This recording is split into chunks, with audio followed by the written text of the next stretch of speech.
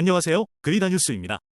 스페이스X의 위성통신 사업체 스타링크가 국내에서 저궤도 위성통신 서비스를 제공하기 위해 정부에 사용 주파수 대역을 신청했다. 하지만 이미 사용 중인 주파수 대역과의 전파혼 간섭 가능성과 해외 게이트웨이를 통한 데이터 보안 문제가 걸림돌로 떠올랐다. 스타링크는 최근 과학기술정보통신부에 사용자 단말기를 위한 위성통신 주파수 대역으로 쿠 대역을 요청했다. 쿠 대역은 위성통신에 주로 사용되는 초고주파 대역으로 스타링크는 이미 미국에서도 이 주파수 대역을 사용 중이다. 하지만 한국에서 쿠 대역은 무궁화위성을 운용하는 KT-SAT에 이미 사용 중인 대역으로 스타링크와 전파혼 간섭이 발생할 소지가 있다. 국제 주파수 정책은 주파수 선점 사업자 특히 무궁화위성 같은 정직에도 위성에 우선권을 주기 때문에 스타링크는 KT-SAT에 간섭을 일으키지 않는 선에서만 이 대역에 대한 사용권을 얻을 수 있다.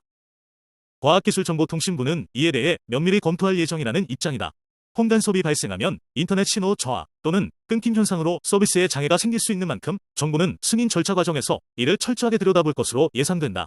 또한 스타링크는 이른바 게이트웨이로 불리는 위성통신 지구국과 관련해 한국에 별도 게이트웨이를 설치하지 않고 일본 게이트웨이를 활용할 것으로 확인됐다. 국내에선 5G 용도로 배분된 28GHz 주파수와 겹친 문제를 피하기 위함이지만 동시에 해외 게이트웨이를 거쳐야 한다는 점에서 데이터 보안 문제가 떠오른다. 게이트웨이는 위성 신호를 인터넷망 및 데이터 센터와 연결해주는 역할을 하는데 스타링크를 포함한 글로벌 위성통신 사업자 대부분은 이 게이트웨이용 주파수로 28GHz 대역을 국제 등록해 사용하고 있다.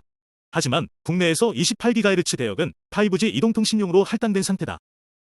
물론 28GHz 대역에서 위성통신과 이동통신 서비스가 아예 공존하지 못하는 것은 아니지만 이 경우 정보 승인을 거쳐야 하는 것은 물론 간섭을 막기 위한 기술 기준도 별도 부과될 가능성이 크다. 사업자 입장에선 불확실성이 커지는 것이다. 특히 스타링크는 당장 올 4분기로 국내 서비스 상용화를 예고했기 때문에 설치에만 1년여가 소요되는 게이트웨이를 한국에서 따로 허가받아 구축할 시간적 여유가 부족하다. 따라서 초기에는 일본 게이트웨이를 활용해 국내 서비스를 제공할 방침이다. 게이트웨이 1국당 커버리지가 넓어 기술적으론 한국까지 충분히 커버가 가능하다.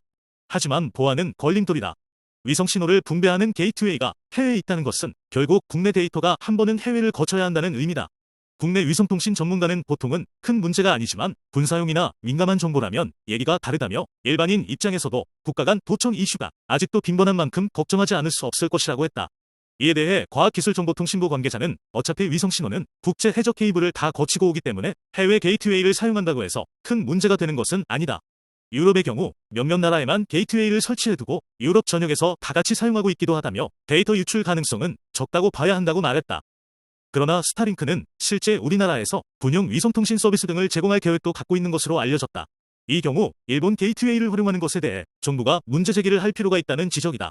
업계에서는 이 같은 이유로 스타링크가 당장은 아니더라도 결국에는 국내 게이트웨이를 설치할 것이란 전망도 나오고 있다.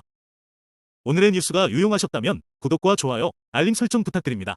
시청해주셔서 감사합니다.